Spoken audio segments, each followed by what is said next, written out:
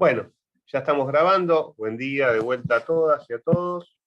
Como les decía, hoy vamos a ver en la primera hora protesta social, que lo vamos a ver desde el ámbito de las garantías, y en la segunda hora vamos a ver amparo. La parte de habeas corpus la van a ver tanto con el texto de la bibliografía como con los videos que tienen subidos al canal de YouTube, que les pido que los vean, para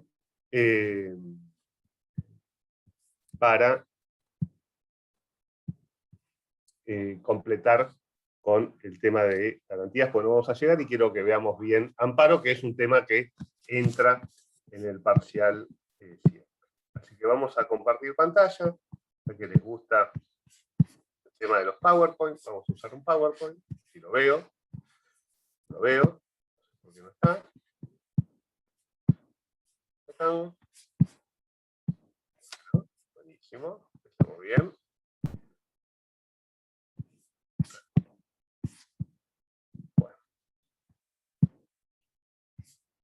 Hoy vamos a ver garantías. ¿Alguien sabe qué es una garantía? Creo que la Constitución habla de derechos y garantías en la primera parte. ¿Alguien podría decir qué es una garantía?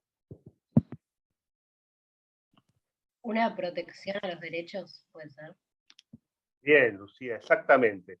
Las garantías son las herramientas de protección de los derechos. Y eso es importante que ya lo vayan teniendo bien en claro, la diferencia entre derechos y garantías, porque muchas veces se usa como sinónimos y no lo son. ¿Está bien? Los derechos son enunciados atributivos de facultades o que determinan prohibiciones, y las garantías son las herramientas que tiene el derecho para hacer cumplir esos derechos. Hoy lo que vamos a ver son algunas de estas garantías, y vamos a ver dos grandes tipos de garantías. No suele darse así este tema, pero creo que es el que permite mejor comprender cómo funcionan las garantías en general y algunas en particular. Entonces, vamos a ver garantías de las llamadas sociales. Este es un término muy usado sobre todo en España y en otros países de Latinoamérica. Y las garantías judiciales. Dentro de las garantías judiciales vamos a ver el amparo, que es la madre de las garantías. Y las garantías, estas herramientas, vienen a tratar de coayudar a resolver el principal problema que tiene todo sistema jurídico. ¿Alguien tiene idea de cuál es el principal problema que tiene cualquier sistema jurídico? El que sea. Que es lento. Ok, bueno, va por ese lado, Morela, pero más allá de su velocidad, porque es un problema que tiene que resolver cualquier sistema jurídico. ¿Son muy complejos? Puede ser, sí, pero muy complejos ¿para qué? Puede que O muy lentos ¿para qué? Sí, puede que tenga que ver con la convivencia, la coexistencia entre una situación y otra que puede imposibilitar el ejercicio de un derecho. Puede ser, tiene que ver con eso. ¿Y cómo traducirían eso? Ustedes no saben qué dice el sistema jurídico. Cualquier sistema jurídico. ¿Cuál es el principal problema que tiene? O que tiene que resolver. Sí, Ignacio. No, entiendo que traer soluciones eficaces a la gente. Bien, va por ahí. El principal problema que tiene cualquier sistema jurídico es garantizar su eficacia. O sea, que lo que dice, lo que establece, se cumpla. Ese es el principal desafío de cualquier sistema jurídico, así como cualquier desafío de cualquier padre o madre en el planeta. Que lo que uno dice se cumpla. ¿Está bien? Lo vemos muy bien con el tema de la pandemia. Con lo cual, el principal problema que tiene todo sistema jurídico, aún el peor, es garantizar su eficacia. Y para eso es que están las garantías. ¿Por qué? Porque el sistema, o el derecho en general, un sistema jurídico, por el mero hecho de estar en un papel, no es suficiente para que eso rija en las relaciones sociales imperantes en la realidad material. Es solo papel, como decía Lasalle. Con lo cual, el derecho necesita algo más para garantizar su eficacia. Esto, traducido a el constitucionalismo pleno, como le dice Nino, y el constitucionalismo moderno, se traduce en algunos problemas muy concretos, que es cómo nuestro sistema, que promete derechos para todos y para todas, garantiza efectivamente esos derechos para todas y para todos. ¿Cómo garantiza libertad, igualdad y fraternidad para todos? ¿Cómo hace que eso sea una realidad y no esté escrito en un papel en el cual nadie le da mayor importancia ni tiene poder coercitivo? Con lo cual, como vemos, y esto es un ejercicio que les lo pueden hacer si quieren, es muy sencillo, la Constitución garantiza muchas cosas. Igual, y desde que se incorporaron los tratados internacionales de derechos humanos, mucho más. Ahora, si ustedes serían extraterrestres y vienen a la Tierra y le dan la Constitución argentina, le dan el compendio de Infojus, se lo dan, y el extraterrestre lo lee y dice, wow, esta gente resolvió absolutamente todos los problemas. La tienen re clara. Son todos iguales, no hay discriminación, vivienda para todos, todos educados. Bueno, el problema es que uno de los principales problemas que tenemos es que justamente todo ese programa no se cumple. ¿Y cuáles son los objetivos constitucionales de nuestro sistema? Bueno, los podemos encontrar en general en los preámbulos. Por ejemplo, en la Declaración Universal de Derechos Humanos se declara que la aspiración del sistema internacional, o sea, la aspiración de Naciones Unidas y la aspiración de la Declaración Universal y de todo el sistema de derechos humanos, es el advenimiento de un mundo en el que los seres humanos liberados del temor y la miseria disfruten de la libertad de palabra y de la libertad de creencias. Ese es uno de los objetivos. La Constitución en el preámbulo habla de constituir la Unión Nacional, afianzar la justicia, consolidar la paz interior, proveer a la defensa común, promover el bienestar general y asegurar los beneficios de la libertad para todos. La Constitución de la ciudad, ya que estamos en la ciudad de Buenos Aires, tiene como una de sus finalidades promover el desarrollo humano en una democracia fundada en la libertad, la igualdad, la solidaridad, la justicia y los derechos humanos, reconociendo la identidad en la pluralidad con el propósito de garantizar la dignidad e impulsar la prosperidad de sus habitantes. Miren qué potente es la Constitución de la Ciudad de Buenos Aires. Después pueden comparar lo que hacen los gobiernos de cada uno de los estados respecto de esto. Y esta es la situación que tenemos. La realidad no va por donde va la Constitución. Tenemos una desigualdad tremenda, tenemos el 40%, por lo menos según estadísticas oficiales, por debajo de la línea de pobreza. Tenemos discriminación. Ustedes, ahí pusimos a los senegaleses, que son sistemáticamente discriminados en el ámbito de la ciudad de Buenos Aires por la policía, por el Estado de la ciudad. Ahí tenemos una imagen de la represión en el Congreso el 14 de diciembre de 2017, la gendarmería llevándose una chica que estaba pasando por ahí, manoseándola.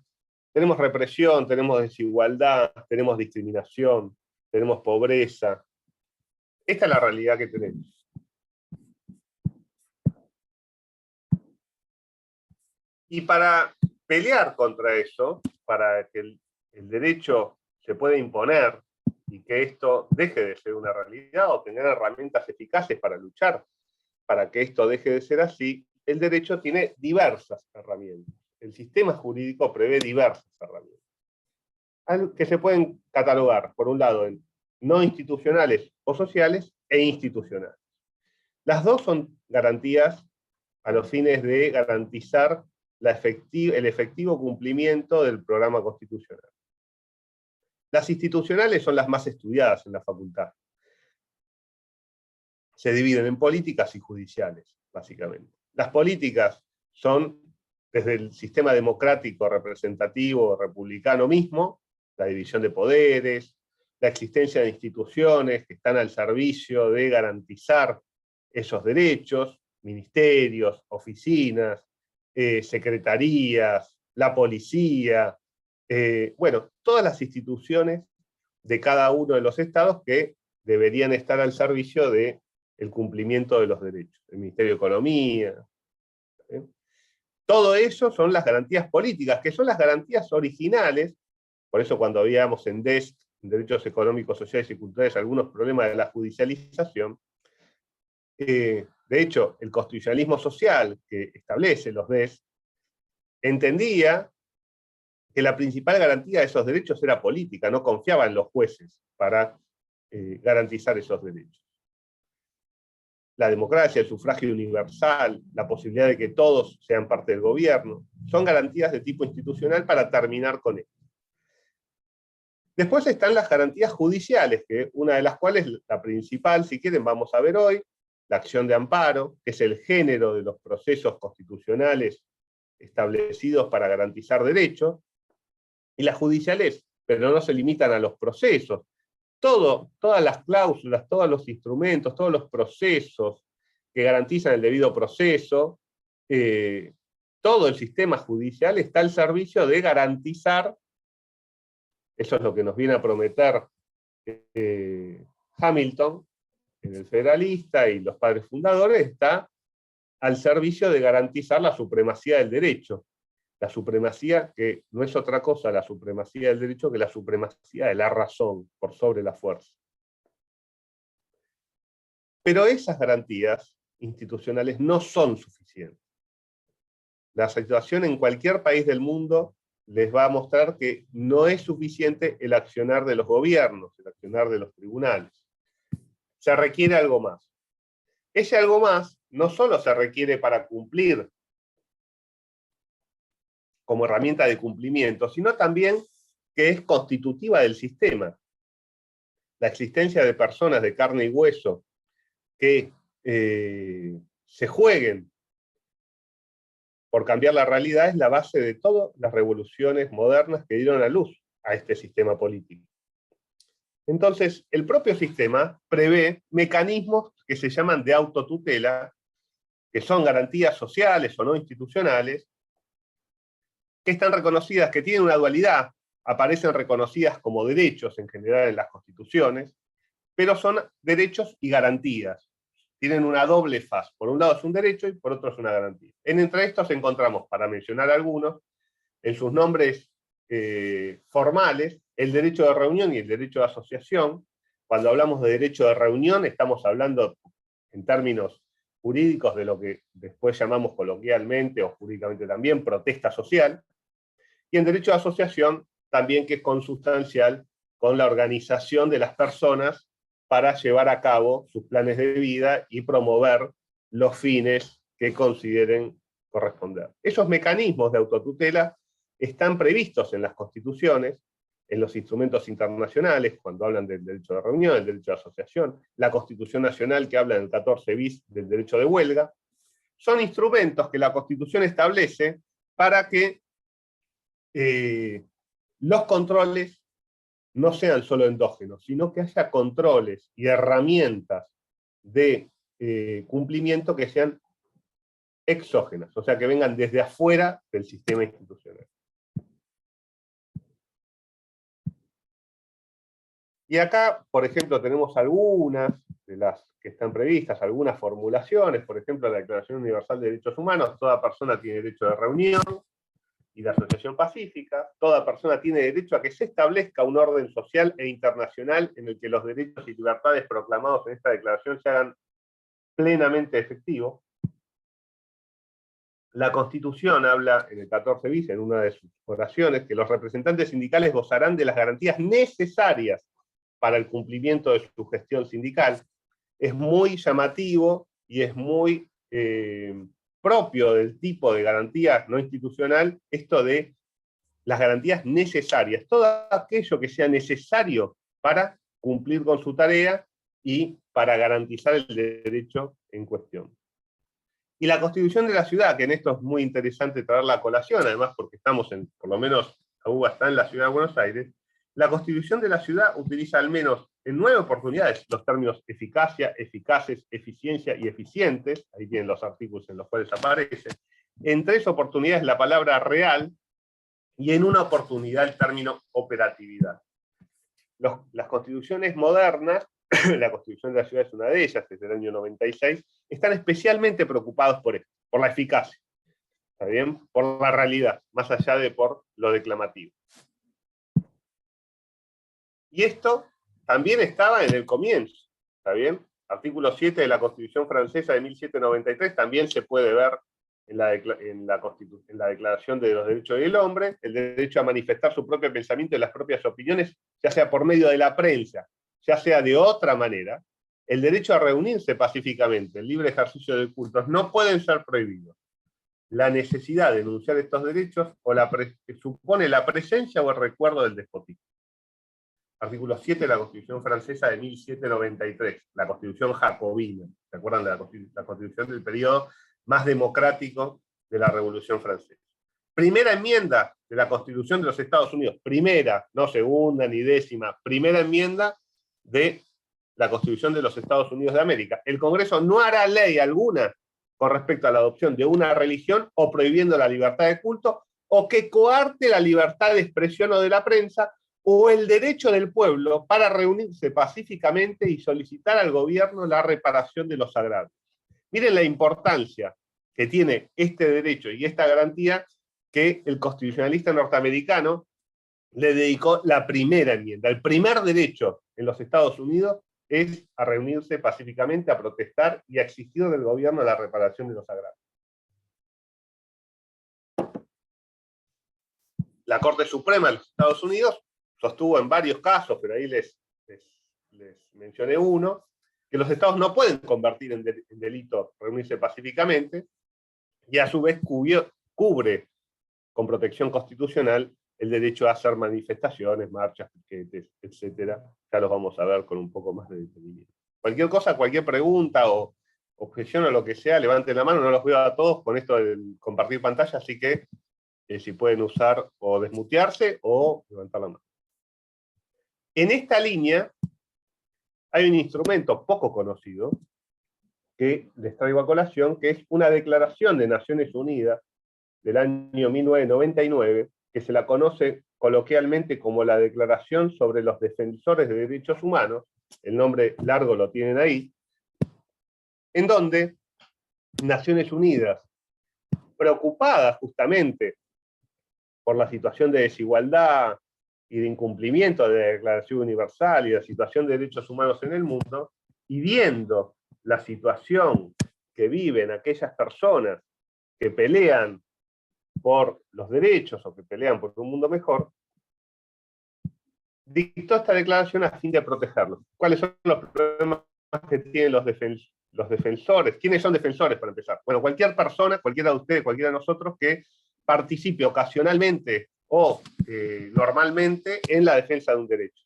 ¿Está bien? Si ustedes participan de una actividad, no sé, para cualquiera sea esa, para garantizar el derecho al ambiente de su barrio, o para garantizar que la educación siga siendo pública y gratuita y sin discriminación, bueno, ustedes son, en los términos de la Declaración de Derechos Humanos, defensoras o defensores de los derechos humanos.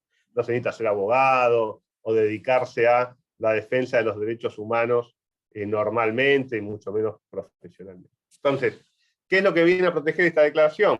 A todas aquellas personas que luchen en pos de la efectiva vigencia de las libertades fundamentales. Y entonces, ¿qué dice el Consejo de Derechos Humanos respecto de esto? Bueno, que las reuniones, las protestas, desempeñan un papel muy dinámico en la movilización de la población y la formulación de sus reclamaciones y aspiraciones, pues facilitan la celebración de eventos y, lo más importante, ejercen influencia pública sobre los estados y en los estados. ¿Por qué? Porque los grupos de poder tienen influencia no pública, el lobby, ¿bien? La capacidad de influir en las decisiones de los gobiernos, que tienen los grupos más concentrados de poder en todas las naciones, no tienen carácter público como sí tienen los hechos protagonizados por el pueblo en hechos de protesta social. Y pueden contribuir, de hecho contribuyen, al pleno disfrute de los derechos civiles, políticos, económicos, sociales y culturales. Sí, Pato. Sí, una cosa sobre este tema que a veces hace falta aclarar, que tal vez veamos ya en la parte orgánica, pero esto tiene especial sentido si pensamos a la Constitución y al sistema institucional que crearon los liberales y los conservadores como uno especialmente reacio a la participación popular. Y si recuerdan, cuando hablamos del nacimiento, de los derechos políticos en general, ¿se acuerdan que decíamos que, bueno, el voto fue este gran instrumento de participación? Pero un poco se ha visto que ahora queda como poco. Tiene sabor amargo el voto como única herramienta de participación en el sistema institucional. Entonces, ante un sistema institucional que bien podríamos denominar como contramayoritario, como uno que rechaza la participación popular, el derecho a la protesta cobra especial relevancia, justamente porque si no, el ciudadano de a pie se queda con muy pocas herramientas, mientras que los poderosos tienen acceso directo al presidente, a los diputados, a los senadores, a los funcionarios. El resto se queda con muy poca herramienta de negociación o defensa de sus derechos. Entonces, mientras los ricos tienen el lobby, pareciera que esto da una garantía extra a que los ciudadanos de a pie puedan influir de alguna manera en la toma de decisiones. Exacto, y esto que plantea Patricio es uno de los fundamentos principales de la importancia de la protesta social, y lo van a ver en los textos que tienen como material de bibliografía obligatorio. Bueno, ¿y esto qué implica? Todo esto que estamos hablando. Esto podría ser una clase mucho más larga, de hecho es la clase que a mí más me gusta, pero la armé lo más resumida posible. Esto, primero, que los defensores de derechos humanos no deben ser amenazados, perseguidos, hostigados, reprimidos, es más, tienen que ser protegidos por el Estado, que las manifestaciones públicas no deben considerarse una amenaza, que los estados deben entablar un diálogo abierto con los manifestantes y encarar sus causas, las causas que plantean los manifestantes. Estas son normas de Naciones Unidas sobre protesta social. Que los estados deben promover un entorno seguro y propicio para que los individuos y los grupos ejerzan la libertad de reunión, y que un criterio, que es la discusión, si quieren, más común con el tema de protesta social, que pasa respecto de, ahora vamos a ver, con el conflicto de derechos, en particular con el derecho a la circulación, los criterios de Naciones Unidas, también de la Corte norteamericana, del Tribunal Europeo de Derechos Humanos, y por ejemplo acá les traje a colación una sentencia del Tribunal Constitucional Español, que la libre circulación no debe anteponerse automáticamente a la libertad de reunión pacífica, y el Tribunal Constitucional de España dice: en una sociedad el espacio urbano no es solo un ámbito de circulación, sino también un espacio de participación. Y esto después lo vamos a ver con una doctrina que se llama la doctrina del foro público. Bien. Y también, acá vamos a un punto esencial. Estamos hablando de un derecho y una garantía, no de un privilegio. Entonces, y este derecho y esta garantía solo es posible desarrollarla cuando existe un entorno propicio y seguro. O sea, cuando las personas no tienen temor a ser castigados por violación de la ley, ni se les restrinja la utilización del Estado del espacio público, y eso tiene la consecuente obligación de que el Estado debe posibilitar obligatoriamente la realización de reuniones. ¿Qué dijo la Corte Suprema sobre el punto? La Corte tiene una postura en general bastante restrictiva del derecho de protesta, y no solo restrictiva, sino que desde hace años, desde que explotó todo el tema de la protesta social, si quieren en la década de los 90, no tiene un solo fallo sobre protesta social. Tiene fallos sobre huelga, nunca ha querido fallar en un caso de protesta social. Podría entenderse que falló en un caso de protesta social en la última sentencia que dictó sobre Milagros Sala, que fue una sentencia bastante mala, pero nunca ha tratado el punto propiamente. Hay un precedente viejo, el fallo Arjones, es un fallo en donde antes había unos edictos policiales, había normas que dictaba el jefe de policía local, y el jefe de policía había prohibido una reunión en una biblioteca. Entonces, esa reunión en una biblioteca la había prohibido la policía, el caso llegó hasta la Corte, y la Corte dijo que, si bien el derecho de reunión no está enumerado en el artículo 14, su existencia nace de la soberanía del pueblo y de la forma republicana de gobierno, y resulta implícito, lo encontró en el artículo 33, que el derecho de reunión tiene su origen en la libertad individual, en la libertad de palabra, en la libertad de asociación, no habla de democracia, una corte de la década del 30. No se concibe cómo podrían ejercerse otros derechos sin la libertad de reunirse o de asociarse para enseñar o aprender, para propagar sus ideas, peticionar. Lo importante del fallo es que le da, primero, encuentra el fundamento constitucional antes de los tratados, etc., en el artículo 33, ante la falta de una norma expresa en la Constitución que establezca el derecho a la protesta, el derecho de reunión, y pone en su lugar la importancia que tiene. Después, nunca fue consecuente esta importancia con la jurisprudencia de la Corte sobre el punto. Acá vamos a ver. Y lo vamos a ver mucho en amparo. ¿Alguna cuestión hasta acá? ¿Alguna duda, planteo? Perdón. Entonces, hay países que lo protegen muchísimo, por ejemplo, Estados Unidos, que un límite sería recién entrar al Capitolio, como pasó. Si no es tan grave, no te podés meter como policía o como Estado, y nosotros lo restringimos mucho más, o sea, como que avalamos más una mirada restrictiva del derecho de protesta. No sé si, no sé si lo pondría así. En la Argentina la protesta está mucho más socializada, está en el ADN de la población argentina, y no así en otros pueblos. De hecho, el pueblo argentino es muy admirado, muy mirado también desde el exterior por la capacidad de movilización, de participación. Ustedes imagínense que en la Argentina se logró juzgar a los militares, cosa que no se logró en ningún otro país. ¿Está bien? Siempre el juzgamiento de ese tipo de crímenes fue por parte de tribunales externos o internacionales, o que impusieron el país vencedor después de una guerra, como fue el caso de la Segunda Guerra Mundial, en los juicios de Nuremberg. No hay un paradigma de un Estado, un país que haya juzgado a sus propios genocidios. Y eso responde a las características que tiene el pueblo argentino, que es un pueblo movilizado, politizado y participativo. En Estados Unidos, en general, está más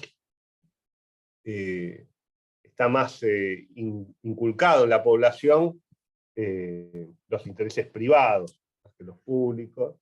Pero es cierto que la jurisprudencia de la Corte norteamericana es mucho más protectiva, por lo menos declarativamente, que la jurisprudencia de la Corte argentina, sin duda. Y a su vez, acá la protesta social, al estar tan instalada, causa tantas molestias y tanta resistencia, que muchas veces el sentido común, que es el menos común de los sentidos, sobre todo influido mucho por los medios, lo que se viene instalando desde hace muchos años una idea de restringir la protesta, que sí está en el aire. Sí, Patricio, pero ahora vamos a ver, de hecho, perdón Pato, la jurisprudencia nacional en los últimos años ha empezado a proteger de una mejor manera la protesta, en forma insuficiente, pero se han dado pasos en los últimos años en favor de ello. ¿Sí, Pato? Sí, y otra cosa que me parece importante, y creo que vos, Nico, vas a coincidir, es que hay hay una desigualdad en la protección efectiva de la protesta. Eso se ve muy bien en Estados Unidos. En el Capitolio hubo liberalismo puro, básicamente, como diría Denis, un libertinaje. Y cuando los que marchan son los de Black Lives Matter, los afroamericanos, en general hay bala y represión. Y en Argentina también se le da algo similar. Hay una desigualdad en la protección dependiendo de quiénes son los que protestan. han habido casos de mucha libertad y de mucha contemplación a la protesta, y en otros casos ha habido mucha represión. Entonces, no sé si es que una sociedad es más protectoria que la otra, aunque se podría hablar de eso, sino que también dentro de cada uno de los países hay desigualdades en la protección misma del derecho a la protesta. Sí, y ese es uno de los principales problemas. O sea, sí, Ignacio, dale. No, discúlpame, no, te quería hacer una consulta. ¿No hay una confusión en lo que es el derecho de reunión y el derecho a la manifestación o protesta social? ¿A qué te referís? Que a veces se usan como sinónimos y realmente son diferentes. O ¿Por sea, qué? se A usan ver. como sinónimos cuando se reprime, desde algunos organismos del Estado, desde lo judicial, y en realidad son totalmente diferentes. ¿Por qué, Ignacio? Bueno, una cosa es un derecho de reunión, que nos juntamos nosotros a hablar de política, lo que sea, y otra cosa es una manifestación donde ya hay una acción determinada, con un eslogan o un mensaje determinado. Yo creo que desde el Estado, obviamente que con un sesgo autoritario, se pone más foco en una cosa y no en otra. Por ejemplo, una reunión frente a tribunales de gente mayor de 60 años no se va a reprimir, por más que el eslogan y el mensaje sea totalmente destituyente, por decir algo. Estoy yendo a un extremo. Si la misma manifestación o el mismo mensaje lo hace gente, un adolescente de 18, 20 años, la contestación por parte del Estado va a ser totalmente diferente. O, digamos, como trajeron ustedes recién el ejemplo, una cosa es un sector empobrecido, claramente, que hace una manifestación, qué sé yo, por alimentos, seguridad social, lo que sea, como fue 2001, se lo va a reprimir de una forma, hasta con fuerza de seguridad, digamos, acorde a lo que se va a reprimir. Y si la misma manifestación se hace por el corralito, gente clase media, media alta, va a ser totalmente diferente. Pero bueno, es una consulta nada más. Bien, son dos cosas. Por un lado, hay una situación, les voy a compartir pantalla para esto, para empezar por lo último, o por lo primero que planteó Ignacio, es la definición de reunión. Reunión es protesta, ¿está bien? O sea, eso es así, y para eso es interesante ver la definición de reunión en los ámbitos de Naciones Unidas. Y el Consejo de Derechos Humanos define una reunión como una concurrencia temporal y deliberada en un espacio público o privado, porque también se puede haber una reunión, una protesta en un ámbito privado, con una finalidad concreta que puede adoptar la forma de manifestaciones, encuentros, huelgas, procesiones, campañas o sentadas, con el propósito de expresar quejas y aspiraciones o de facilitar celebraciones. Este concepto podría abarcar incluso los acontecimientos deportivos, los conciertos y otros eventos similares. Aunque una reunión se define como una concurrencia temporal, cabría incluir las protestas y sentadas prolongadas y las manifestaciones de tipo ocupación. Respecto de la definición de reunión, efectivamente la definición de reunión es más amplia que protesta. Pero protesta es reunión. O sea, también reunión es encontrarse efectivamente en una biblioteca, por ejemplo, no es una protesta social, o reunión también es, el ejercicio del derecho de reunión es, por ejemplo, participar de un evento religioso o deportivo, y no son eventos de protesta social. Pero la protesta social entra centralmente en el derecho de reunión y es, si querés, el corazón de lo que busca proteger el derecho de reunión. Por eso, de hecho, tanto la primera enmienda de la Constitución norteamericana como la Declaración de los Derechos del Hombre y del Ciudadano y la propia Constitución francesa de 1793, lo que están viendo es el tema de la reunión pacífica, de protegerla, de que no se puede prohibir, de que no se puede reprimir. Eso como para en el ámbito conceptual. Y después un tema principal en el tema de derecho de reunión y derecho de protesta, lo que ustedes marcan, que se puede englobar, para darle un término jurídico, en una situación de discriminación. El Estado discrimina respecto de la utilización y el ejercicio del derecho a la protesta, de la garantía social de la protesta social. Efectivamente, si nosotros vemos cómo se utiliza efectivamente la protesta social, vamos a ver, por ejemplo, que si hay una protesta, digo, en los últimos tiempos, una protesta anticuarentena, no se reprime.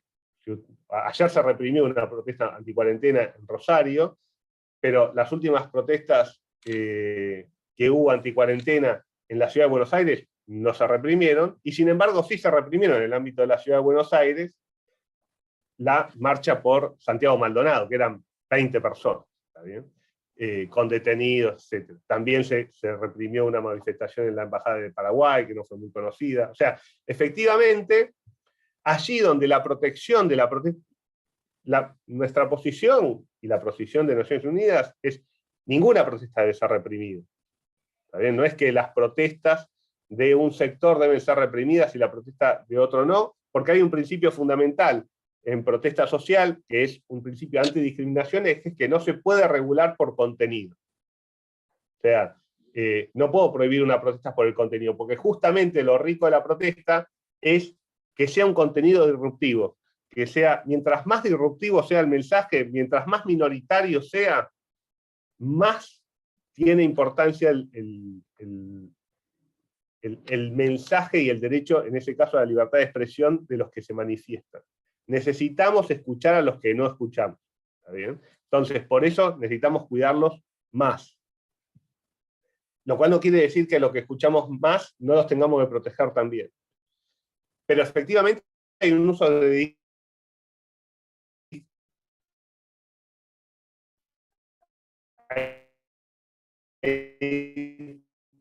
hay un uso discriminatorio, muchas veces reprimen manifestaciones aduciendo problemas en el tránsito y permiten movilizaciones propias o eventos culturales o religiosos o deportivos que afectan muchísimo más el tránsito y en donde no está en juego ninguna libertad preferida y ninguna garantía constitucional, como es el caso de la protesta social. Sí, Valentín.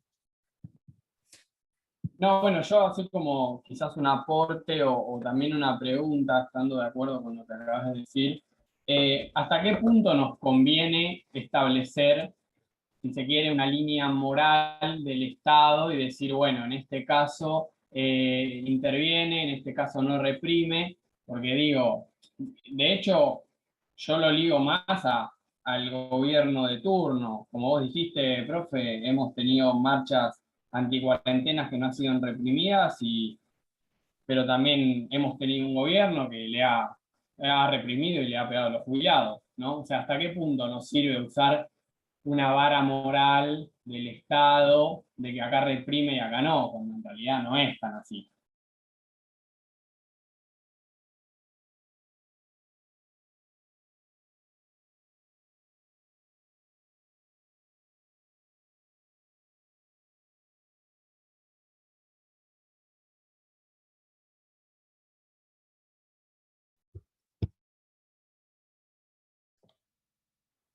¿Se cortó? Me parece a mí.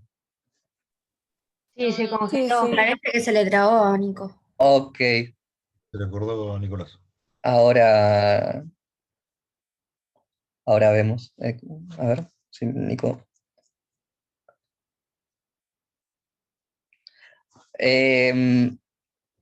Valentín, una cuestión, ahora Nico te va a responder, pero no sé hasta, o sea, o diría, no tenemos que usar el lenguaje de la conveniencia cuando pensamos en derechos. La idea de derechos justamente va muy en contra de la idea de la conveniencia, sino que dice que es la idea de que es inalienable. Si tenemos un derecho, no importa si es conveniente o no. Entonces, tenemos un derecho a la protesta, en principio es, más allá de quién es el que lo encarna la protesta, quién es la que lleva adelante, eh, hay un derecho y justamente cuanto más minoritario o más contrario al gobierno, más importante es escucharlos. Eh, Sí, yo de hecho estoy totalmente de acuerdo con eso, por eso fue más como una crítica hacia esa idea de quizás no está bueno medir con la vara de acá vale más, acá vale menos. Sí, no, sí, claro, estoy de claro, acuerdo. claro. Lo que sí, Gargarella tal vez diría algo así como, mientras más desaventajado el grupo, mientras más excluido del sistema institucional, tal vez más lugar tienen a hacer protestas disruptivas. no sé si es lo que particularmente piensa Nico, pero creo que Gradela piensa en algo así como un umbral diferencial de protección. Pero bueno, creo que es discutible. Por ejemplo, cuando fue la protesta del campo, eran personas que claramente tenían acceso a los ministros, a la presidenta de ese momento, se reunían ahí con Alberto, con Lustó, tal vez queda un poco viejo el ejemplo. Entonces, ¿hasta qué punto había que soportar un lockout o un corte de 4 meses?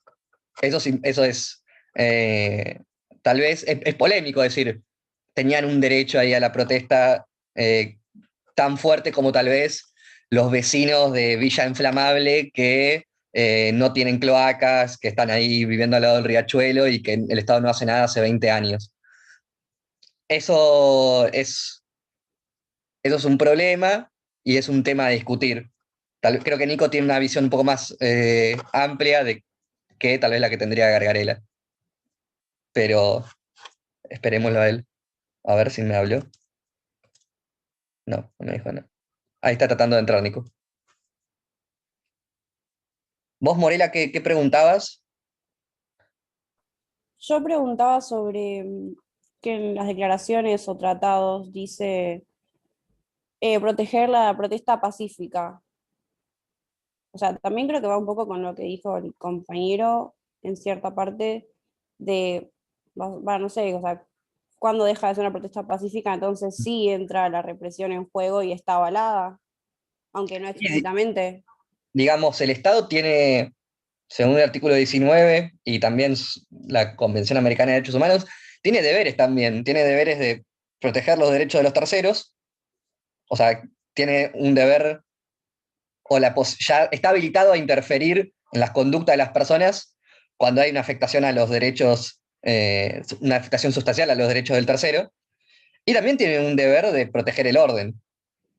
Entonces, la cuestión de que si es pacífica y poner ahí el punto de inflexión en lo pacífico, tiene un sentido. Ahí está, Nico. Creo.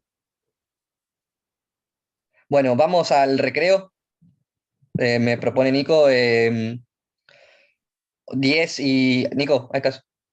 Hola, sí. Hagamos hasta las 11, ya lo resolví, perdón, se cayó, no sé qué pasó. A las 11 seguimos, ¿está bien?